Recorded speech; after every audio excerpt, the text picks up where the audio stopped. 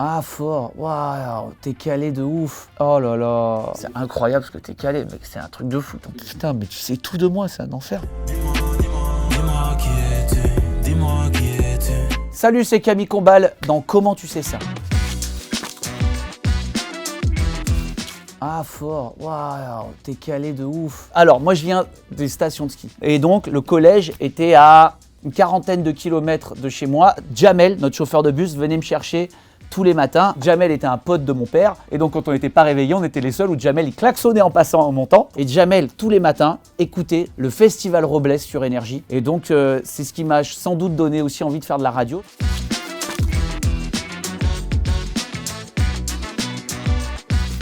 Oh là là, mec, c'est ouf. C'est le resto de mes parents. Bah, dès que ça touche à mes parents, je pourrais chialer. Putain, mais tu sais tout de moi, c'est un enfer. Ah, c'est ouf, la déco et tout. C'est un resto éclaté au sol que mes parents ils ont repris. Et c'est plein de super souvenirs parce qu'on faisait aussi des teufs de dingue avec tous mes potes. On venait tous manger parce qu'évidemment on mangeait gratuitement. On passait nos Noëls aussi dans ce resto parce qu'il était ouvert le soir de Noël. Et donc on y a passé beaucoup de temps. Tout commence avec un mytho chez Fun Radio. Je monte à Paris pour faire de la scène. Je rentre à Fun Radio, mais je rentre au service cadeau. Donc autant vous dire, pas génial. Et j'entends qu'il y a un poste de journaliste qui se libère à Fun Radio. Je n'ai rien d'un journaliste. Donc je vais voir le journaliste, je dis voilà, je suis au service en dessous, j'ai entendu qu'un poste se libérait, j'aimerais bien être journaliste. Les gars me disent ouais, mais t'as été journaliste? Je dis bien sûr, j'ai fait une école de journalisme à Marseille. Et donc dans l'après-midi, je fais un faux truc d'école de journalisme de Marseille. Et les mecs disent ah bah super et tout. Dès que j'écris mon premier flash, ils utilisent des mots que je ne comprends pas, ils disent t'as mis quoi en chapeau, t'as mis quoi en ouverture? Je comprends rien ce qu'ils disent parce que je suis pas du tout journaliste. Et ils comprennent très vite que je les ai mitonnés et ils disent ça me prouve que t'as vraiment envie d'être là, donc on va te garder. Et du coup, m'ont appris à devenir journaliste. Ah bah ouais, bien sûr. Comédie, la grosse émission. Là, c'est le sketch de Pamela Rose. C'est vraiment ce qui m'a donné envie de monter à Paris et d'amuser les gens parce que je me disais, mais c'est incroyable. On avait l'impression qu'ils faisaient tout ce qui leur passait par la tête. C'était à mourir de rire, il n'y avait pas de moyens. Je crois que c'est aussi ce qui m'a donné le goût de l'absurde.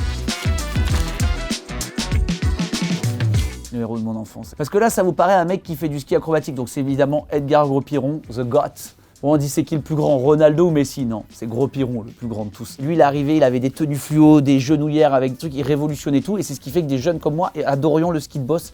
C'est grâce à lui.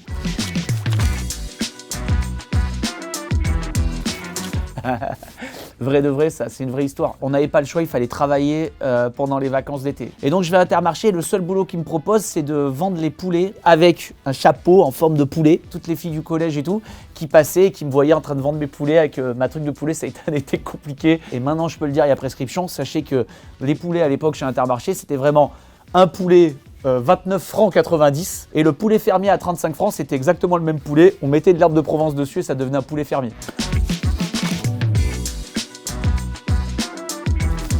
Ah putain, ouais, alors c'était sur Virgin. À l'époque, je faisais la matinale très tôt, à 6h du matin en direct sur Virgin Radio. Et étaient venus tous mes potes d'enfance, sauf qu'on finit en boîte, je prends l'antenne à 6h et à genre 6h moins 5, je suis encore dans la boîte de nuit. Donc je pars à Virgin, un petit peu enivré à la vodka Red Bull. Je commence à dire ouais, c'est cool, on va faire une émission un peu spéciale ce matin, on va offrir un peu des iPhones. Et je commence à faire n'importe quoi. C'est-à-dire tu t'appelles Chantal, tu te prends en photo dans un lobby d'hôtel, ça fait Chantal Lobby, tu gagnes un iPhone. Mais il n'y avait plus aucun sens. Donc t'as juste quelqu'un qui s'appelait Julie qui disait oui, je suis déjà allé aux grottes de Lascaux, bah, t'as gagné un iPhone. Le patron de Virgin, il arrive à 9h, il dit mais qu'est-ce qu'on m'avait fait? On avait offert des iPhones de partout.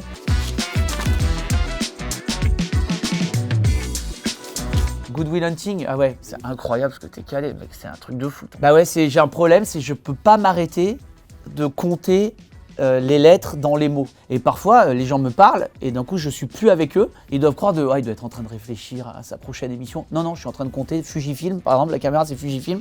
Si vous voulez, je vous le compte. Fujifilm, c'est 6 plus 21 plus 10 plus 9 plus 6 plus 9 plus 12 plus 13. C'est la valeur des lettres dans l'alphabet. Donc ça fait 6, 27, 37, 46, 52, 61. Et après, je compte le nombre de lettres. Ça fait 99. Ça fait pas un nombre plein, donc ça marche pas. Voilà, c'est ça que je fais toute la journée. C'est un enfer.